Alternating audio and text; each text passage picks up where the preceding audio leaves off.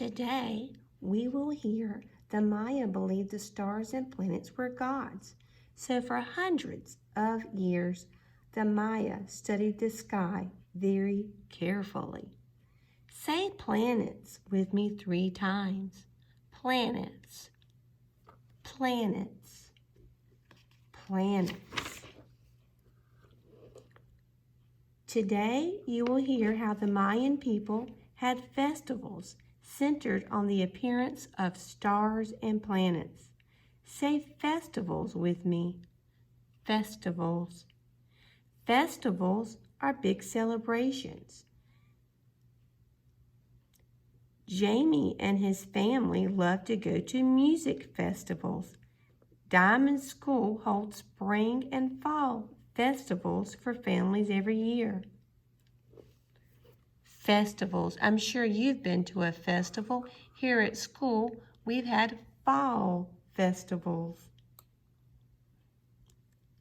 Okay, I want to go back.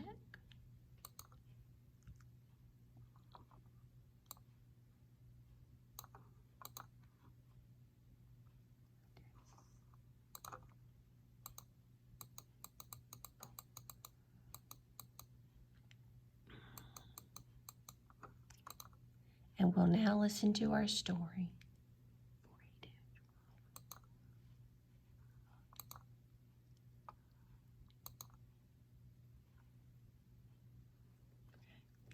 Tan began telling the others about King Pakal, the Mayan king who had ruled Pakal and was buried in a magnificent pyramid tomb in that city. Speaking softly so that other people might not overhear, Tan said, Mayan kings become kings based on what or who their fathers were.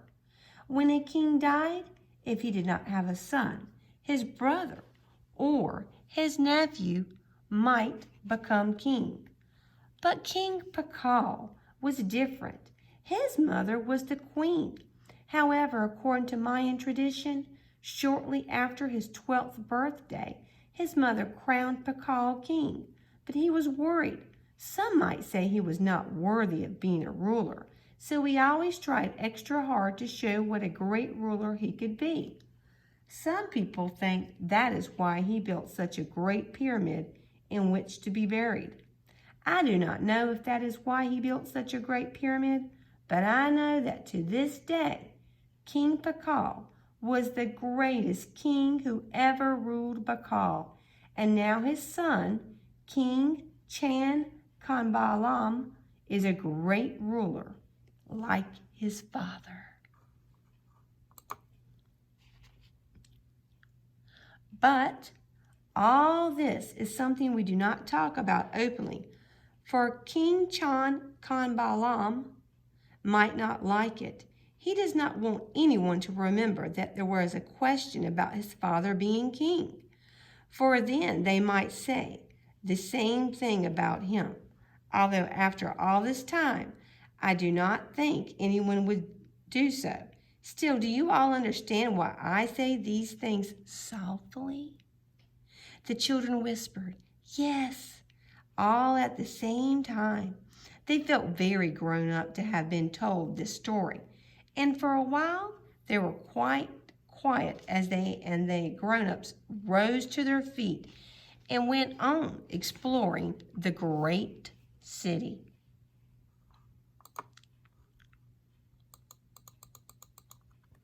Swiveling his head side to side, determined not to miss anything, Pick told Kanal, I never knew there could be buildings so big.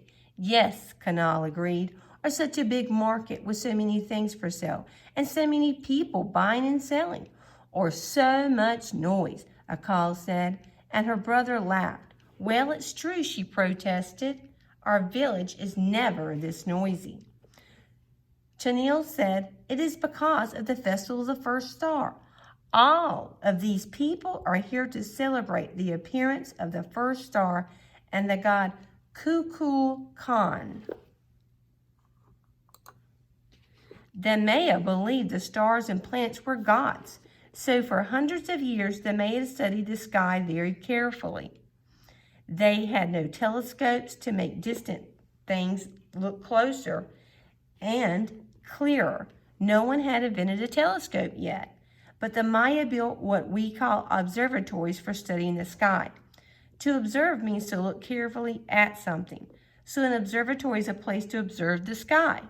The ancient Maya built observatories atop temples and high places, and the Maya priests studied the sky from them. The Maya scheduled their holidays and many other events to match the movements of stars and planets. The Maya figured out exactly when planets and stars would appear in certain places in the sky. They used this knowledge to create the most accurate calendar in the world.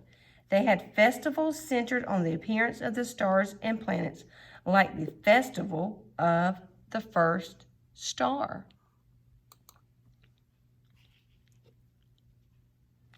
Today, we know that the festival of the first star was not really about a star at all. When Chenille called the first star is really a planet that looks like a star. We call the planet Venus. And like our own planet Earth, Venus travels in a wide circle around the sun. It is often the first star-like light we see in the evening sky when it is beginning to get dark. Of course, without a telescope, the Maya could not see Venus clearly enough to know it was a planet, so they called it a star. To them, it was the first star, and very important.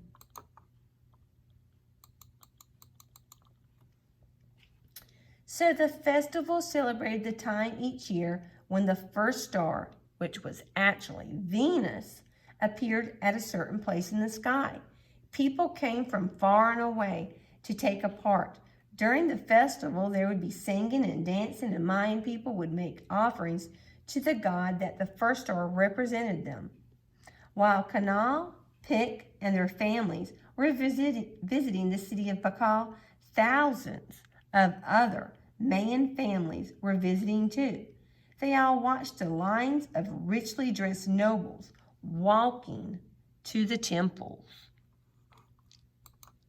And here we see a temple. They watched the appearance of King Chan Balam with special excitement as he was carried to the foot of a pyramid, walked slowly up the wide steps to the top, and disappeared into the temple. They waited the whole time he was inside, and when he reappeared, they cheered mightily, for they knew he had asked the gods to be kind to his people, and they hoped the gods would agree. As the celebration stretched into the night, Kanal's family looked around in wonder, but the greatest wonder was what was happening to Zuck. For as he watched the excitement and joy in his son's face, Zuck's face began to show those emotions too.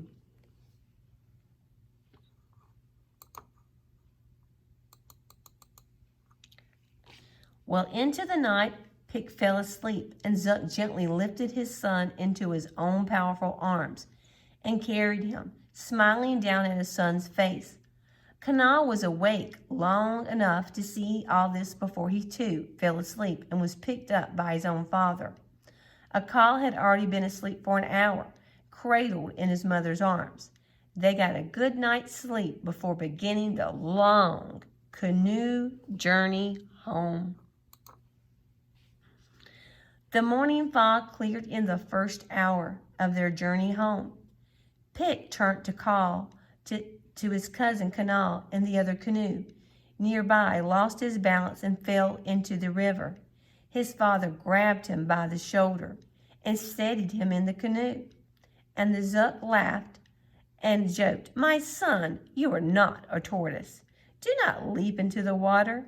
And hearing his brother laugh, Tun smiled to himself and dipped his paddle once more into the water, glad to be going home. Why do some believe King Pakal built such a great tomb to be buried in? What do you think? Why do some people believe King Pakal built such a great tomb to be buried in? He was trying extra hard to prove he was a great ruler. He didn't want people to question his right to be king. Okay. Do you think this was a good title for the read aloud? Why not? The title is The Maya, the Festival of the First Star. The question is, do you think this